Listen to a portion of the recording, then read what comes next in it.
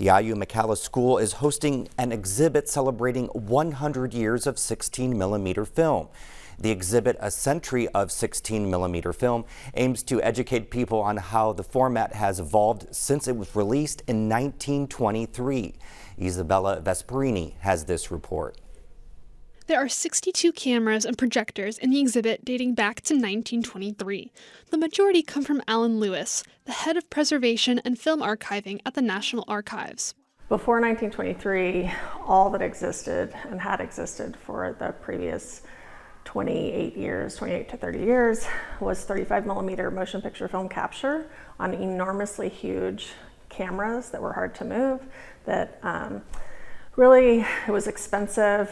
Earlier formats were also on a nitrate film base, which was flammable and dangerous and killed people. The invention of 16mm film allowed kids to project their own films using Mickey Mouse reels, for example. The Bell & Howell Filmosound Utility Kit came with a speaker, projector, and amplifier, weighing 79 pounds and costing around $369. This kit was used often at home, churches, schools, and clubs. So 60mm was the first time it was affordable, the first time regular people could finally shoot just their home movies, right? Or amateur filmmakers could afford to make films. So it changed how everyone could ever record film and moving images, ever. Eastman Kodak sold the first 16mm filmmaking equipment, the Cine Kodak, for $335. Ford's Model T sold for $298 at the same time. As 16mm film became more popular among other companies, cameras became more affordable.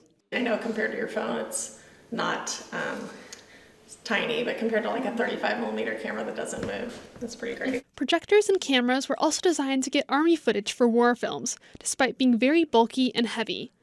The exhibit also features a table where you can look at old strips of film through a magnifying glass. In 16mm film, there are 24 frames per second. That means 400 feet of 16mm reel produces about 10 minutes of footage. Stolce says she's concerned about losing content that is being made. For long-term digital preservation, people won't be checking their files for digital rot. They're not running fixity checksums to make sure your files are okay, not storing in 3 different locations. And then in the next 10 years, MOV may not be the format, right? So you're always going to be migrating films. For Indiana News Desk, I'm Isabella Vesperini. The exhibit will be open through March. There is no admission fee.